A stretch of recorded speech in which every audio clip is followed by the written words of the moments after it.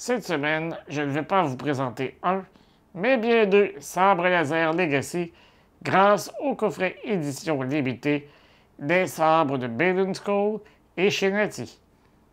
Mon nom est Dominique alias Lord Doom et vous regardez Star Wars Artifacts.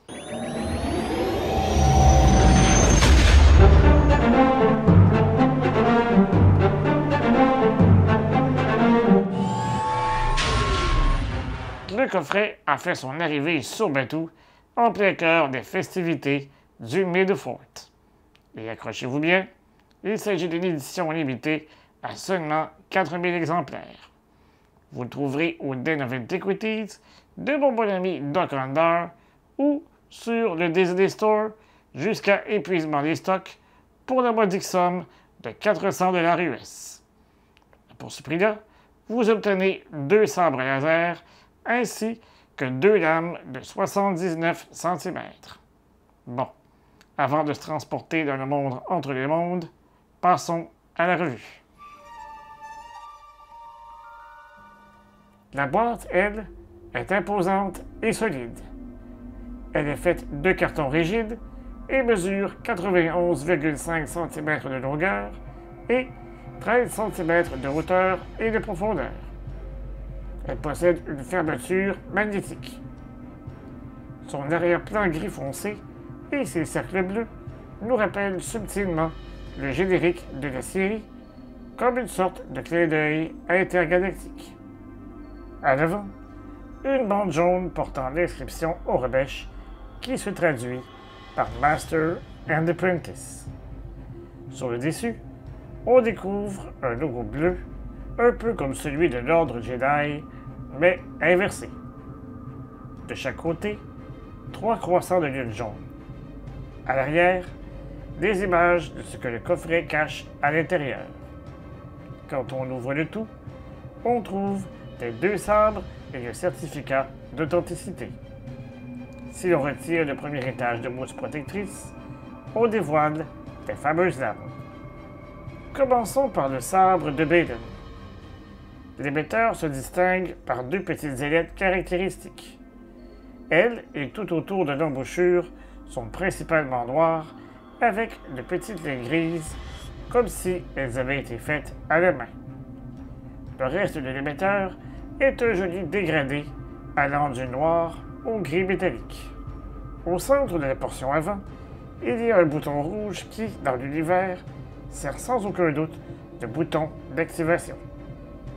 Malheureusement, puisque la lame entre profondément dans le manche, il était impossible d'y ajouter de l'électronique.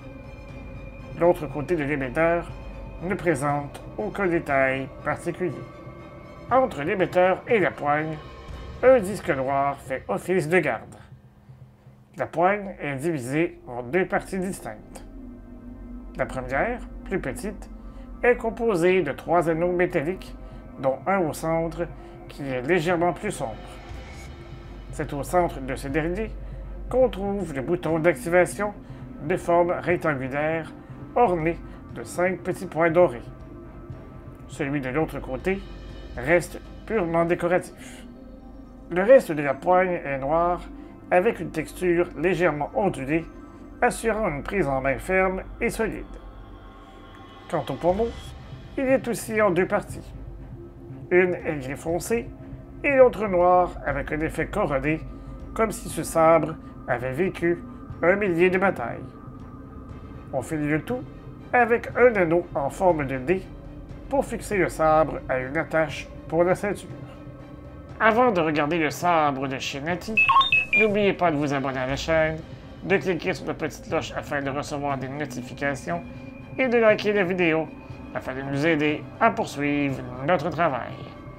Vous pouvez également nous suivre sur les principaux médias sociaux à SW Artifacts. De retour à la revue.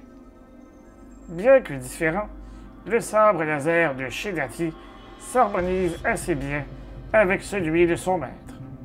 L'émetteur est fait de bandes alternant noir, gris clair et gris foncé. Autour, 3 dents qui dépassent de l'embouchure et elles ont subi un petit traitement de vieillissement histoire de donner un air usé mais stylé. Comme pour celui de Baden, un disque sépare l'émetteur de la poigne. Celui-ci, argenté, nous rappelle un peu celui du sabre de Caden Jarrus. La poigne, là encore, elle est divisée en deux sections. La première, la plus petite, est en gris métallique avec une bande en gris foncé corruguée.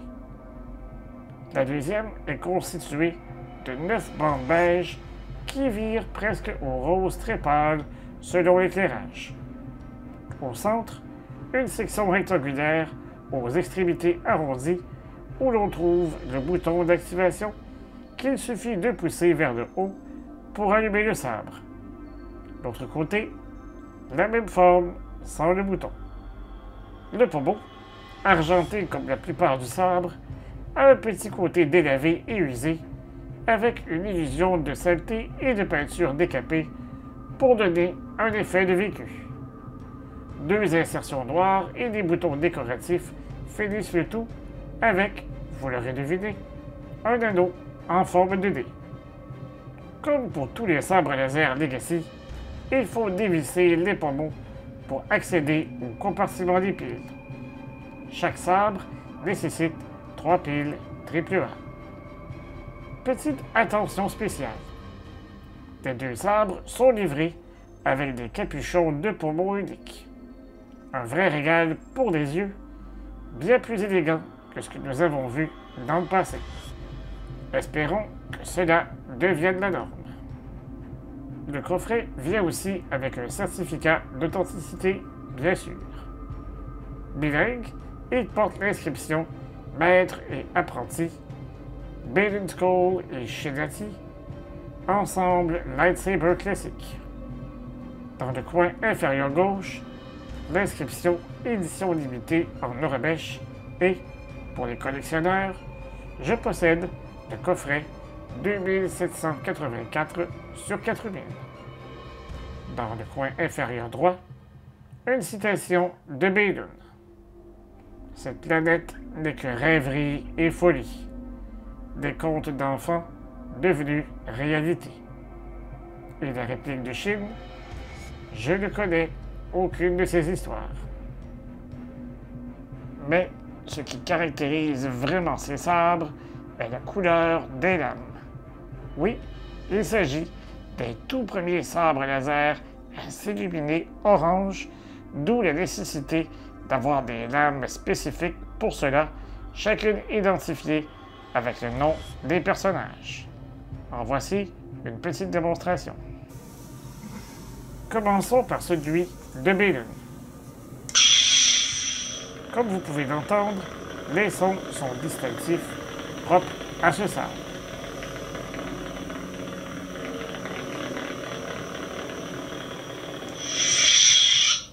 Passons ensuite à celui des chiens. Encore une fois, des sons bien différents. Si vous êtes curieux, testons avec une lame régulière. Elle produit des sons, mais la lame reste éteinte car elle ne peut pas lire la couleur orange.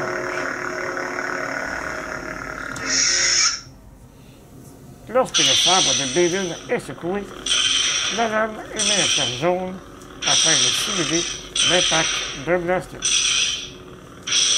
On y entend également quelques sons distincts. Le sabre de Shin possède également la même fonction, mais avec ses propres sons.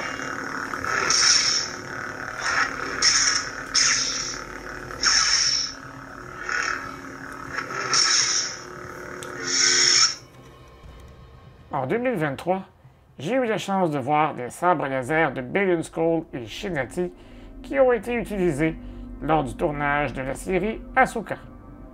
En revisitant ces photos, on se rend compte que les versions Legacy sont tout de même très près des originaux. Les sabres de Baden et de Shin sont franchement magnifiques. Si l'on considère que les sabres se vendent individuellement 170 $ US et que les lames sont vendues 50 $ US chacune, le coffret à 400 nous apparaît beaucoup plus que raisonnable. Bien entendu, les sabres seront sans doute vendus individuellement dans les traditionnelles boîtes grises, mais en attendant, l'idée d'avoir des sabres à lame orange est vraiment excitante. Et vous, que pensez-vous de ce coffret? Préférez-vous le sabre de Balen Skull ou chez Natty? Que pensez-vous des lames qui s'illuminent orange? Dites-moi tout en commentaire. Si vous aimez nos revues, pensez à nous offrir un merci ou Super Thanks, question de nous aider à vous présenter encore plus de contenu. Je vous donne rendez-vous prochainement pour une autre revue, et d'ici là, je vous dis à bientôt, et que la force soit avec vous, à tout jamais.